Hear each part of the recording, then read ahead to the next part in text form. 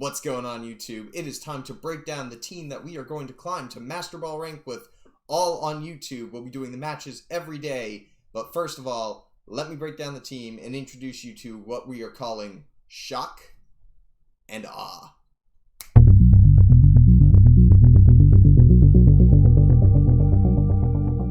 Alright, ladies and gentlemen, here we go. Here is the team you're looking at. It's a little hard to see everybody on screen, but we're going to try and do this on the fly. That way I don't have to edit too much for this one. Here we go. Starting from the top, we are bringing Gmax Pikachu, Toxapex, Amoonguss, Scizor, Mimikyu, and Luxray down at the bottom. Here's the quick breakdown for you. We are looking at a standard Gmax Pikachu set for the current meta, which is running Light Ball. That ability's wrong. Let me fix that. Lightning Rod. And its moves are Thunder, Surf, Protect, and Grass Knot. Now, the main reason we're bringing Gmax Pikachu is to Gmax immediately in something's face and click that Gmax Volt Crash. We're going to hit them hard, we're going to get those paralysis, and we're going to slow the team down for our sweepers. The end result here is Pikachu is going to be coming in almost first every time, stave 2 cases, and he will be coming in, getting big, Volt Crashing some people, and hoping for the best. The next breakdown we're going to really go into here is whether we see Excadrill or T-Tar on the teams. There will be a very different response we get depending on whether we see those two or anything else that could potentially be an issue. Let's break it down. We got our boy Toxapex right here. I haven't talked through nicknames yet, but when we figure them out, you'll hear me talk about them live on the YouTube videos for it. But we are getting our Toxapex in here. He is a tanky boy. Got max HP, max defense, and a couple special attack in here. He's a very defensive monster. He's running Regenerator in case we need to flop him in or out for various moves to make sure that we get a good option here. But primarily, he will be running a very defensive, very neutralizing set. You can see we're running Haze, Sludge Bomb, Baneful Bunker, and Wide Guard. Wide Guard is the main strategy block for Excadrill and T-Tar, mainly because if they are bringing both those Pokemon, the chances of us getting Rock Slid almost immediately out the gate are extremely high. They might not even Dynamax for it, which is going to be the only debate to have here. So, with that in mind, we're bringing Wide Guard to block all of these Rock Slides from hitting in on us. Baneful Bunker just for some general defense, Sludge Bomb for stab, and we're also bringing Haze. The one caveat here is we might be switching up Baneful Bunker depending on how much protecting we need to do with Toxapex.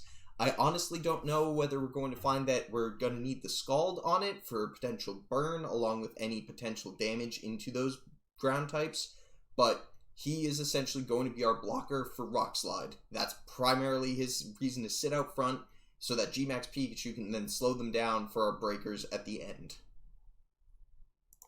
Our next boy here is our boy Mushrooms, or Shroomy as he's yet to be determined. He is going to be our secondary bring out front with Gmax Pikachu depending on what we see coming out in front. His moveset is going to be the standard Spore, Clear Smog, Energy Ball, and Rage Powder. The main reason we are bringing Rage Powder is essentially to pull damage off Pikachu to allow full setup to occur. Under perfect circumstances here, we would like to see Pikachu get off a Volt Crash, a Max Surf to start the rain if possible, and then just go for whatever damage type move he can between Gmax Overgrowth or another Volt Crash coming into things. Amoonguss is meant to sit here and tank at least one blow from both team members that are on the opposite side of the field by pulling their damage with Rage Powder, and potentially also get off a Spore as well. Right now I have him as Regenerator, but we may end up going Effect Spore based on the fact that he's going to be pulling that damage over. I might want to let him try and get those sleep clauses right there. So we'll probably, Regenerator or Effect Spore will be a 50-50. You'll see it on the first match when I inevitably tell you which one I decided on. Next up we have Scizor, our badass, our breaker.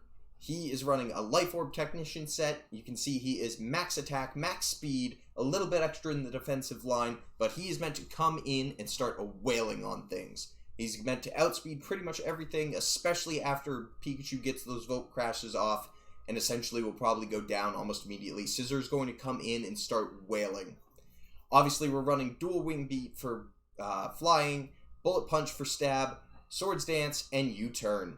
The only caveat here is we might end up trading Swords Dance out if I don't think I'm confident enough to get one up as we progress through the ladder. So that one's going to be a very dependent build, depending on if we see the need to protect Scizor more often to get chip damage off with Toxapex or Amoonguss or whoever else still is on the field. But he's primarily meant to come in and just start breaking down those walls. Finally, we have what is going to be our Trick Room strategy.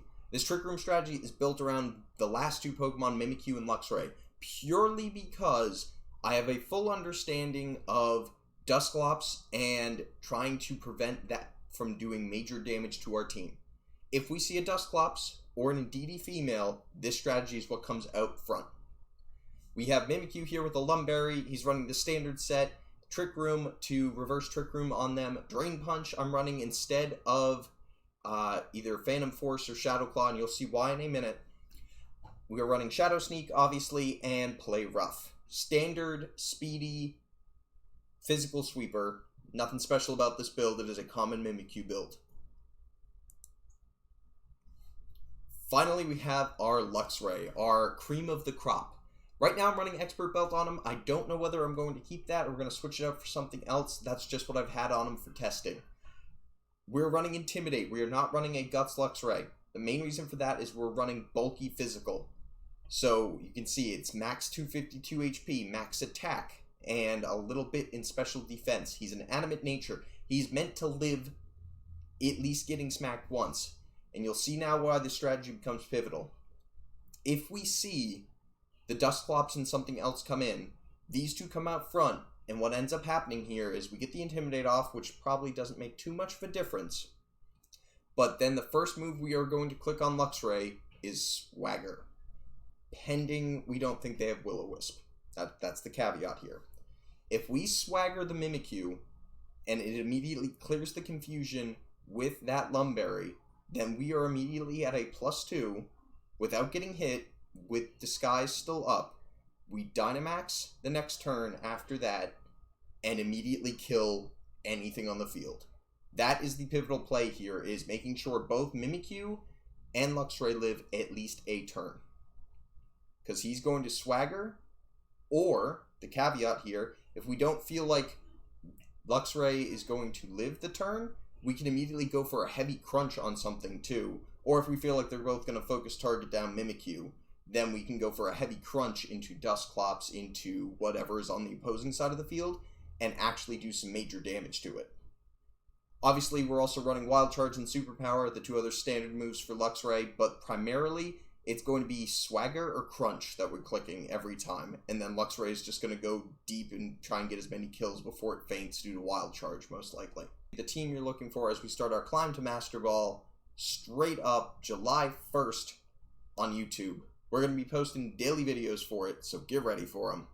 Alright guys, that about does it for me. Hopefully you guys are looking forward to our climb to Masterball with this season, and the Pokemon that I'm bringing with me. Let me know which one you think is going to be the most useful. Let me know which one you think you'd switch. I'm honestly intrigued to see what people's strategies would be around this team and where you think the weakness points are going to be. Otherwise, make sure to look forward to starting July 2nd. I'll be uploading a video a day as we play a couple matches and try and make our climb to Masterball. Make sure you click that subscribe button right up over here, and make sure you're also checking me out live on twitch.tv/prettypinkpony if you want to try and catch some of these matches live. We might be doing them during the live streams during that week. So we'll figure it out, and we'll see y'all in the next one. Peace.